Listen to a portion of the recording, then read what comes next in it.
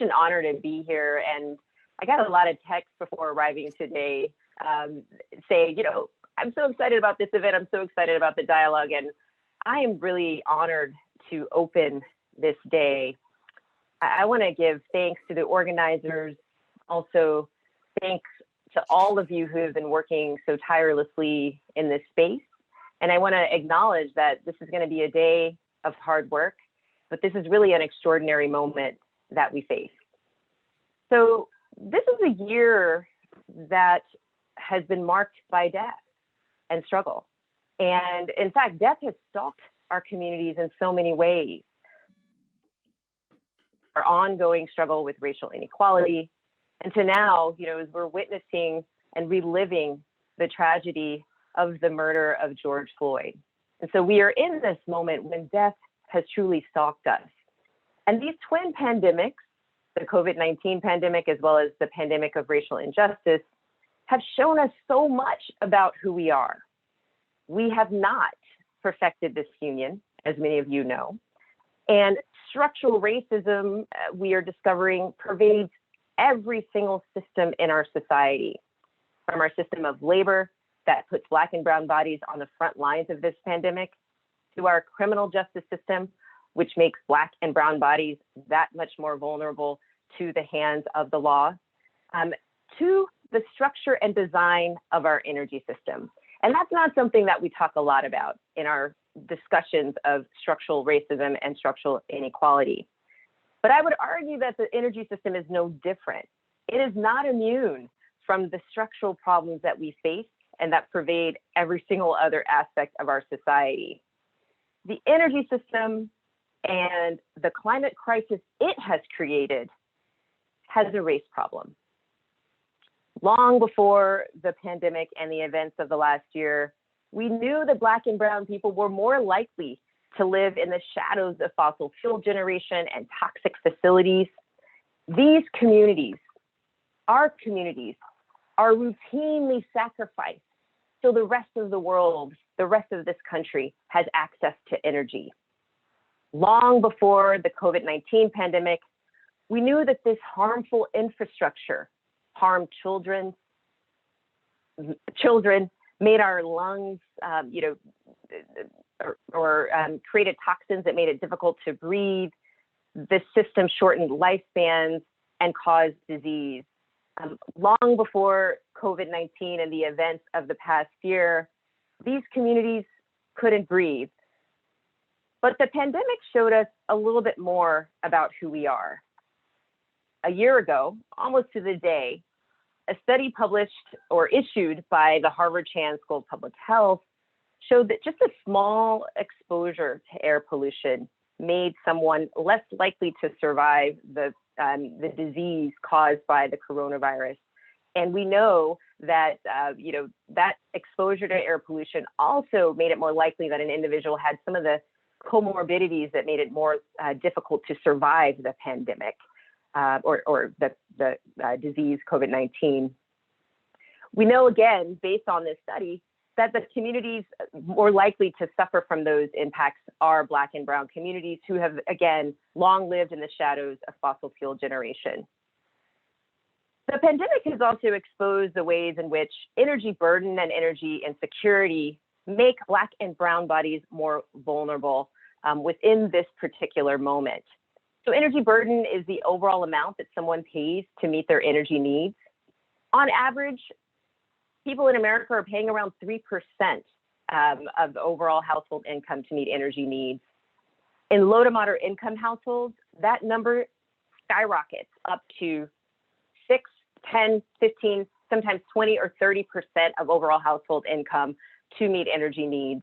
And so this is an injustice that disproportionately falls on Black and brown households. We know from our own Energy Information Administration that Black and brown families are more likely to live with something called energy insecurity, which is relying on coping strategies such as using an oven to warm your home or using an open flame to keep your family warm at night. And so the pandemic has revealed the ways in which these dynamics befall Black and brown communities. We also know that A study recently published in January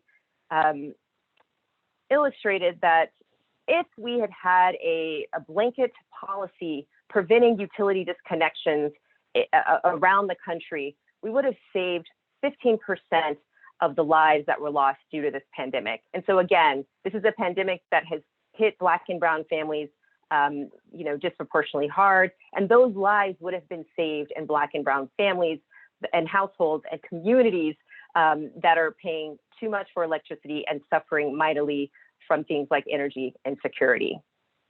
So we are in this moment, in this sort of aperture when death has stalked us, when it stalked us in our homes, in our schools, in our places of work and worship.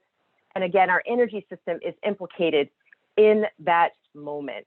From the fires and floods and freezing, death has stalked us.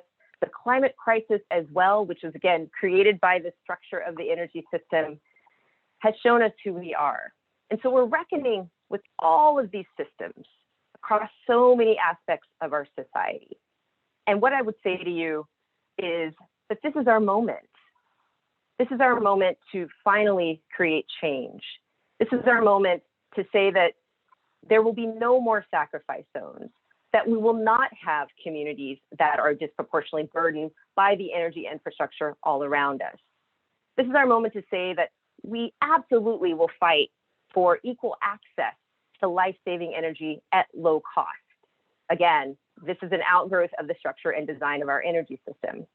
This is also our moment to say that we want communities to have equal access to the resilient technologies that will make them less vulnerable to the climate emergencies of the future and disasters that we know are coming. This is also a moment to build wealth in Black and brown communities and to ensure that Black and brown folks are seen as makers and entrepreneurs in this moment of energy transition. This is also a moment to create a workforce that is filled with people that are on a ladder to lift their households and lift their communities out of poverty. And so this is our moment. This is all of our moments. I was born for this. You were born for this. And our president has issued an executive order that is transformative in nature.